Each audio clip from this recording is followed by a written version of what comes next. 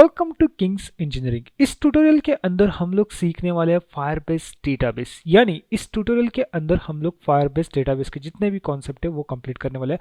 और इस वीडियो के अंदर हम लोग ये क्लियर करेंगे कि हम कौन से कॉन्सेप्ट सीखने वाले हैं, कौन से तरीके से सीखने वाले हैं, कौन से टूल के अंदर यूज करने वाले हैं, और उसी के साथ आपको ये क्लेरिफिकेशन आ जाएगा कि ये कोर्स आपके लिए है या नहीं है। अगर आपको लगता है कि ये कोर्स आपके लिए बेनिफिशियल है तो आप यहाँ पे इनरोल करके इसको कंप्लीट कर सकते हो, और definitely end of this course आप यहाँ पे फायरबेस डेटाबेस प्रॉपर तरीके से यूज कर सकते हैं। तो चलिए सबसे पहले आते हैं फायरबेस डेटाबेस के ऊपर। तो देखा जाए तो हमारा ये जो कोर्स है फायरबेस डेटाबेस, ये कोर्स हम लोग एंड्रॉयड एप्लीकेशन में यूज करने वाले हैं, यानी कि मोबाइल एप्लीकेशन जो कि एंड्रॉयड के लिए होगा। और ये एंड्रॉयड एप्लीकेशन हम लोग डेवलप करने वाले हैं एंड्रॉयड स्टूडियो की हेल्प से। तो बेसिकली हमारे पास फायरबेस डेटाबेस रहेगा, हम उसको एक्सेस करेंगे, हमारे पास एंड्रॉयड एप्लीकेशन रहेगा, इसको हम लोग यहाँ पे इंटीग्रेट करने वाले हैं और देखने वाले हैं कि किस तरह से डेटाबेस को एक्सेस किया जाता है, किस तरह से डेटाबेस के अंदर की वैल्यूज वगैरह चेंज की जाती है, रीड किया जाता है, डेटाबेस क्या होता है, उसका यूज कैसे होता है, फायरबेस डेटाबेस ही क्यों यूज करना है, उसी के साथ और कौन से टाइप के डेटाबेस होते हैं, ये सब हम नेक्स्ट आने वाले वीडियोस के अंदर देखने वाले। इस वीडियो के अंदर मैं आपको इस ट्यूटोरियल के बारे में बता रहा हूँ। तो यहाँ पे पहली जो कॉन्सेप्ट थी कि फायरबेस डेटाबेस हम लोग किस टूल के अंदर यूज करने वाले हैं, इसको सीखने के साथ हम लोग इसका एक्चुअल यूज कहाँ पे करके देखने वाले, ये तो आपको क्लियर होगा। हम एंड्रॉइड स्टूडियो के साथ ये सब चीजें करने वाले हैं। अब यहाँ पे सेकंड पॉइंट ये आता है कि जिन लोगों को एंड्रॉइड स्टूडियो नहीं आता है उन लोगों के लिए हमारा एंड्रॉइड स्टूडियो का कोर्स है।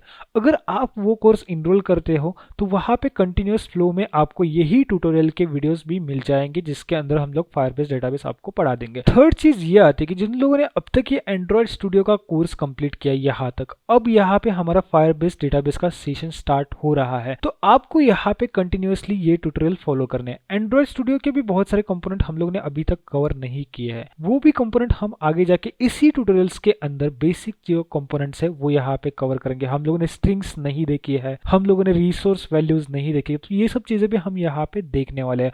और निश्चिंत रहिए, अगर आपको एंड्रॉइड प्रॉपरली आता है तो भी आप यहाँ से कंटिन्यू कर सकते हैं, और अगर नहीं आता है तो थोड़े से वीडियोस प्रीवियस वीडियोस हमारे देख के आप यहाँ से कंटिन्यू कर सकते हैं।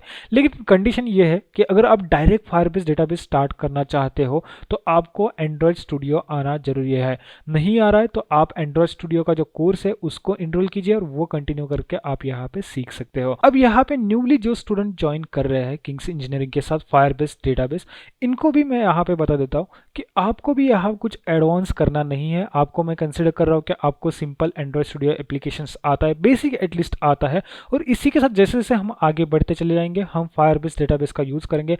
अब ये फायरबेस डेटाबेस कहाँ पे यूज आता है, कैसे यूज करना है, ये हम आने वाले वीडियोस के अंदर तो देखेंगे।